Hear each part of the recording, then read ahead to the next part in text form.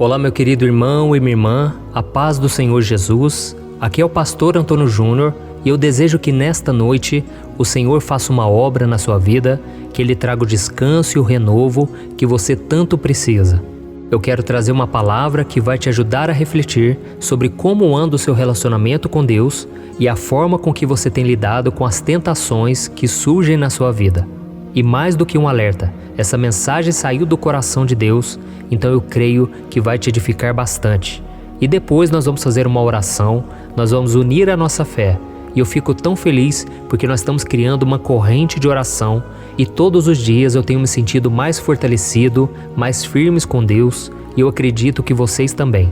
Se você ainda não se inscreveu no meu canal, clica no botão abaixo inscrever-se e do lado vai aparecer um sininho, clica nesse sininho também para você receber a notificação do YouTube assim que eu colocar um vídeo novo.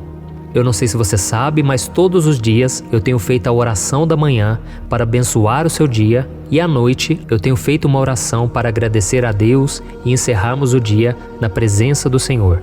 Então vamos começar com essa mensagem de hoje. Eu sei que todos nós enfrentamos tentações, sejam elas na área sexual, na área financeira, na área emocional, não é mesmo? E não há outra forma de vencê-las a não ser com a ajuda de Deus. Nós não podemos achar que nós somos fortes o bastante e que nós nunca cairemos naquele tipo de pecado.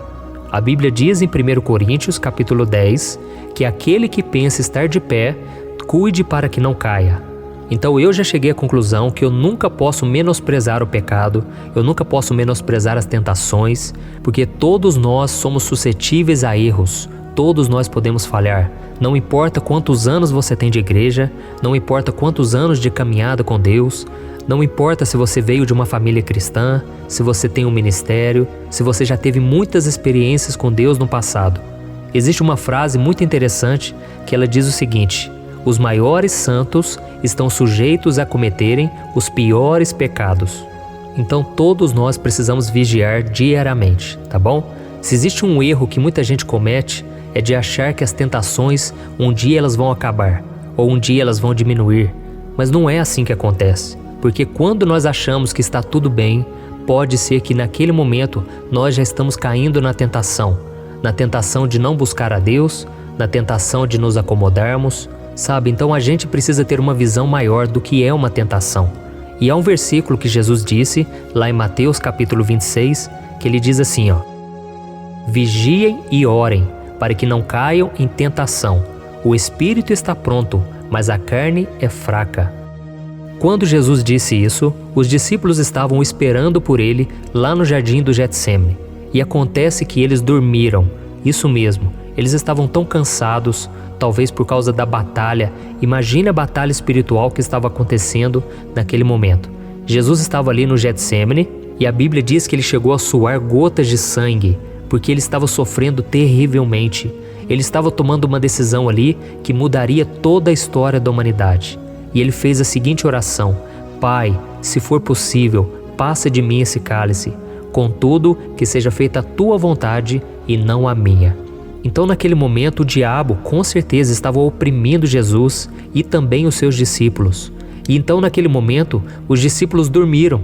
Eles simplesmente dormiram, sendo que Jesus disse: vocês não podem vigiar comigo nem uma hora sequer. E foi aí que ele fez a seguinte declaração: vigiem e orem, para que vocês não caiam em tentação. Então a tentação naquele momento era para que eles ficassem acomodados e não buscassem a Deus. Então essa mensagem é tão importante, irmãos, porque nós começamos aqui um propósito de oração todos os dias, de segunda a segunda. E isso muitas vezes faz com que o inimigo tente contra a nossa vida, faz com que ele coloque tentações para a gente não acompanhar as mensagens, para a gente não ouvir a voz de Deus através da palavra, para que a gente não queira priorizar o reino de Deus. E é interessante que Jesus disse: o espírito está pronto, mas a carne é fraca. Ou seja, nós já estamos prontos espiritualmente. Nós que entregamos a vida para Jesus, nós somos salvos, não pelo nosso mérito, mas pela graça. Espiritualmente falando, nós estávamos nas trevas e agora estamos na luz. Mas ainda temos uma carne. Ela é o nosso maior inimigo, que somos nós mesmos. A nossa carne, ela quer nos tirar da presença de Deus.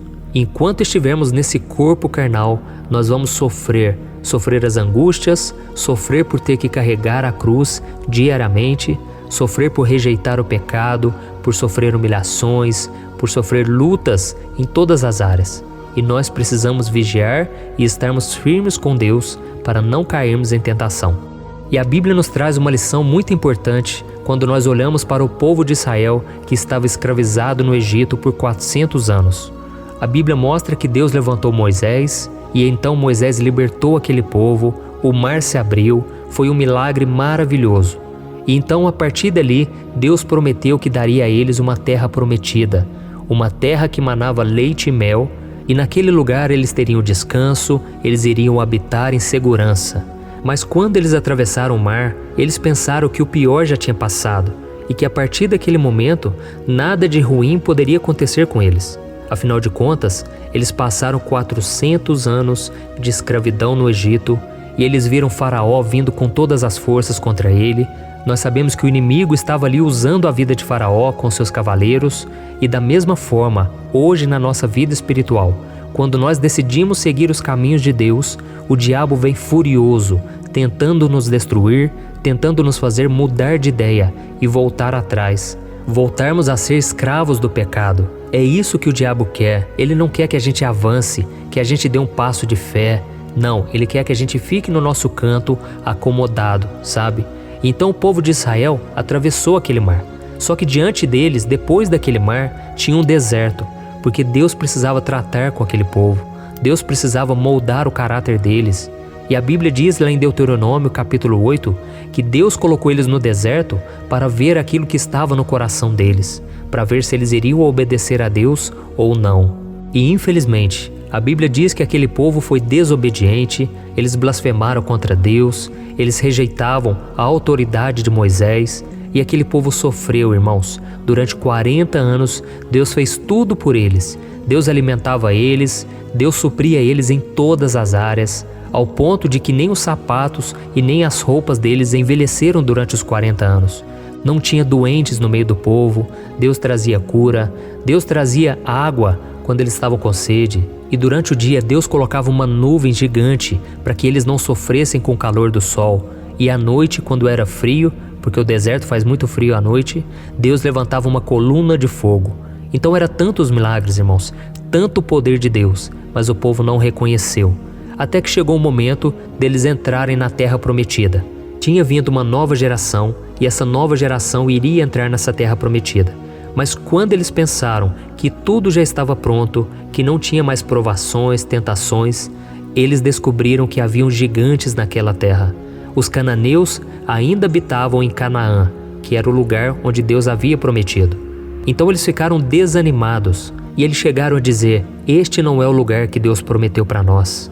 Então isso me mostra, irmãos, que o nível de tentações do cristão, ele aumenta à medida em que a gente se aproxima de Deus.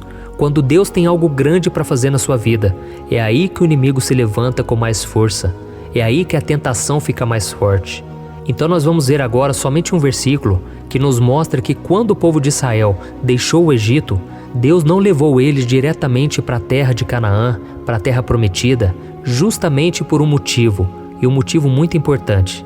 É que quando eles atravessaram o mar, havia um caminho mais curto, um caminho muito mais fácil para eles chegarem na terra de Canaã. Mas acontece que ali havia os filisteus, que era um povo acostumado com guerra. Então Deus disse o seguinte: se eles se defrontarem com a guerra, talvez se arrependam e voltem para o Egito. Deus sabia que a fé daquele povo ainda não era suficiente, e foi por isso que Deus levou eles para o deserto, porque é no deserto que Deus trabalha na nossa vida. É no deserto que, por mais que seja difícil, por mais que demore mais tempo, é nesse lugar que Deus revela que nem só de pão viverá o homem, mas de toda palavra que sai da boca de Deus. É nesse deserto que Deus revela as suas maravilhas, o seu poder, e Ele mostra o quanto nós somos pó, o quanto nós devemos ser dependentes dEle. E foi por isso que o povo de Israel ficou naquele deserto. Mas depois que a fé deles cresceu, depois que eles obedeceram, eles entenderam as lições que Deus queria dar a eles, o Senhor permitiu que eles enfrentassem os inimigos que estavam na terra prometida e muito mais, porque Israel se tornou uma nação poderosa e depois venceu muitos outros gigantes, muitos outros exércitos. Então é isso que Deus vai fazer na sua vida. Deus não vai te levar por um caminho que você não vai dar conta. Deus vai cuidar de você em todo o tempo. Ele já tem cuidado, mas Ele vai estar mais próximo de você exatamente quando a situação piorar, quando ficar tudo mais difícil, tá bom? Então agora nós vamos orar, nós vamos pedir a Deus que nos dê proteção, que nos capacite a não cairmos em tentação, para que a gente não perca a nossa fé, para que a gente não se esfrie espiritualmente, tá bom? Então feche os seus olhos e eu quero orar agora junto com você. Glória a Deus. Senhor, meu Deus e meu Pai, eu quero te agradecer nesta noite pela vida desse irmão e dessa irmã que me acompanharam até agora. Oh, meu Pai, muitos estão passando por provações, por tentações, muitos estão sofrendo porque tomaram uma decisão de caminhar contigo. Oh Deus, a batalha tem sido grande, principalmente dentro de casa. Oh meu Pai, essas pessoas muitas vezes não entendem que a nossa decisão não é por uma religião, mas é por um relacionamento contigo. Oh Deus, que o Teu poder possa vir sobre a nossa vida, nos livrando de todo mal, nos ajudando, nos capacitando com a unção do Espírito Santo de Deus. Senhor, nos ajude a cumprir a Tua vontade, a fazer somente aquilo que Te agrada. Senhor, nós não queremos mais voltar a sermos escravos do pecado, voltarmos àquela vida de escravidão. Era uma vida tão sofrida, uma vida sem propósito, sem salvação. Senhor, hoje nós estamos com Cristo, nós estamos felizes, mas ao mesmo tempo temos passado por tantas lutas. E por isso muitas pessoas que estão me ouvindo, ó Pai, elas têm se desesperado, elas têm perdido a paz, elas não conseguem encontrar um consolo, uma saída. Mas Senhor, Tu és o mesmo Deus que guiou aquele povo no deserto. Guia a nossa vida, Senhor. Nos ajuda, Senhor, a focarmos no Senhor e não nos desviarmos nem para a esquerda nem para a direita. Sonda o nosso coração, Pai, e o Senhor verá que nós Te amamos, que nós queremos estar contigo, custe o que custar, mas muitas vezes não estamos dando conta.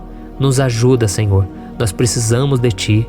E nesta noite eu peço que o Senhor faça o impossível por elas, Pai. Aquilo que hoje é uma barreira intransponível. Senhor, nós cremos que não existe gigante que possa suportar o Teu poder. Jesus, batalha por nós. Venha, Senhor, opera na nossa vida, que tudo isso se torne apenas uma lembrança daquilo que o Senhor fez, do livramento que o Senhor nos deu.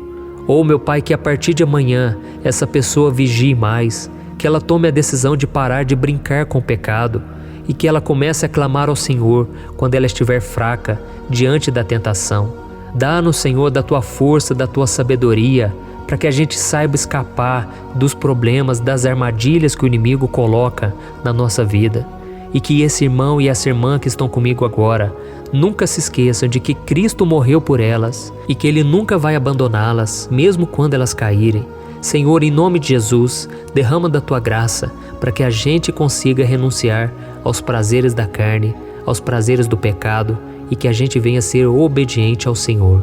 Eu oro e já Te agradeço por tudo que o Senhor já fez e por tudo aquilo que o Senhor vai fazer na nossa vida. Em nome de Jesus, amém. Glória a Deus. Olha, eu tenho percebido uma coisa que tem me deixado muito preocupado. A cada 5 casais que eu tenho conversado, pelo menos 3 vivem pensando em se divorciar por estarem totalmente desgastados na sua vida conjugal. E talvez você seja uma dessas pessoas, ou porque você já se divorciou ou está pensando nisso, pois já não aguenta mais tanto sofrimento no casamento e na sua vida. Então eu vou te contar uma coisa. Ao longo do meu ministério, eu tenho aconselhado muitos casais e eu pude ver milagres acontecendo.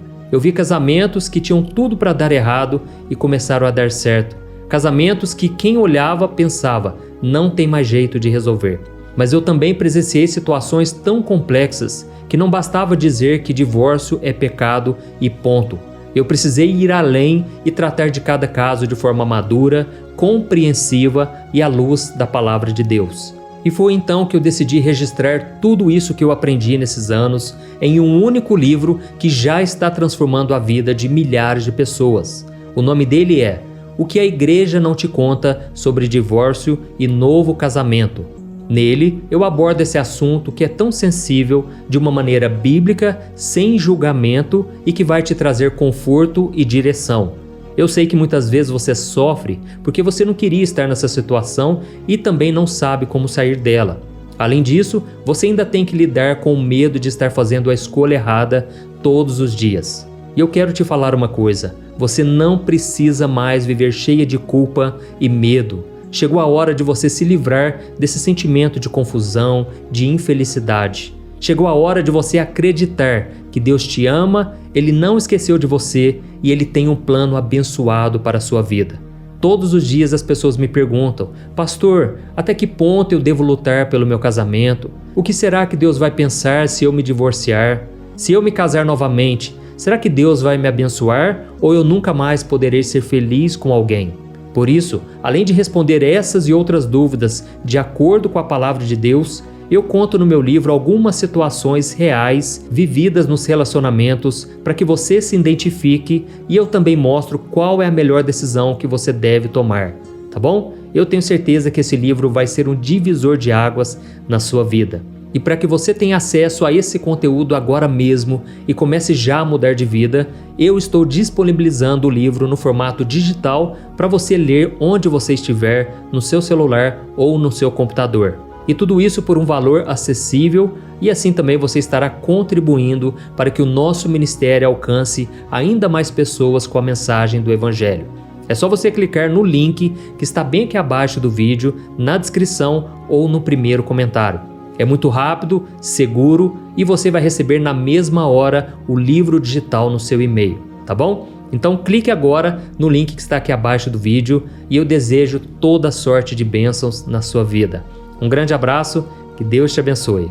Oi, não vai embora ainda não, porque eu preparei um vídeo muito especial para você. É só clicar aqui, ó, para você acompanhar esse vídeo que eu tenho certeza vai edificar a sua vida, tá bom?